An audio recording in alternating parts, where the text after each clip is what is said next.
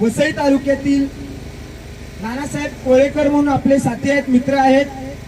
गेल्या अनेक वर्षापासून वसई तालुक्यामध्ये ते गोरगरिबांचे प्रश्न घेऊन महानगरपालिका असेल, महसूल डिपार्टमेंट असेल, पोलीस प्रशासन असेल किंवा जे कोणी जुलमी अत्याचार करणारे सध्याच्या घडीला प्रशासन व्यवस्था आहे, या व्यवस्थेच्या विरोधात मजबूतीने ताकदीने आतापर्यंत लढण्याचे काम त्यांनी केलेलं आहे.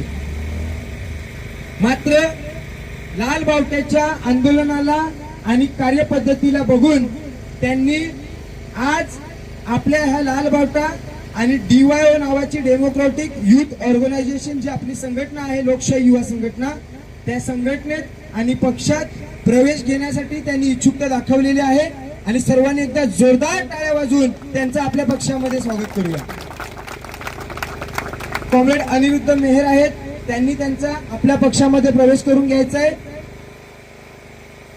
अरे लढेंगे लढेंगे, कमाने वाला लूटने वाला नया जमाना, अरे हमसे जो टकराएगा कॉम्रेड तुम संघर्ष करो, कॉम्रेड तुम संघर्ष करो, अरे कॉम्रेड तुम संघर्ष करो. कॉम्रेड त्यांना मी एक आपल्या पक्षाच्या माध्यमातून आणि संघटनेच्या माध्यमातून एकच वचन देतो की आतापर्यंत जी काय लढत आल्यात लढाई ही त्यांच्या कुठल्याही पद्धतीची स्वार्थाची नसून वसईच्या किंवा संबंध पालघर जिल्ह्याच्या जनतेच्या हितासाठी लढाई लढलेली आहे. वसई विरारच्या आयुक्तांची कार सुद्धा फोडण्याची हिंमत त्यांनी दाखवलेली आहे. मात्र ह्यापुढे लाल बावटा आणि आमची DYO नावाची जी संघटना आहे, आम्ही त्यांच्या पाठीशी पूर्णपणे खंबीरपणे उभे राहू आणि प्रत्येक आंदोलनात किंवा कुठल्याही वाऱ्या वादळामध्ये आम्ही आमच्या लाल बावट्याच्या वतीने त्यांच्यासोबत खंबीरपणे उभे राहून त्यांच्या खांद्याला खांदा लावून काम करण्याचे प्रयत्न करू. त्यांनी त्यांचे 2 शब्द मांडावेत आणि आपले काय त्यांना कसं काय वाटतंय ते त्यांनी लोकांच्या समोर ठेवा माध्यमांच्या माध्यमातून.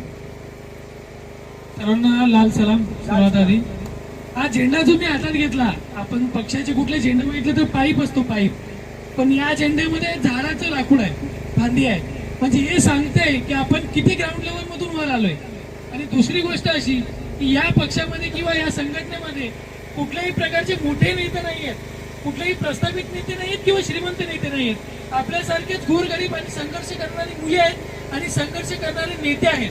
यासाठी या पक्षामध्ये मी प्रवेश घेतलेला आहे आणि जशी संघटना माझ्यासोबत राहील तशाच प्रकारे मी संघटनेला देखील माझा जीव असेपर्यंत संघर्ष करत राहीन आणि लढत राहीन. धन्यवाद.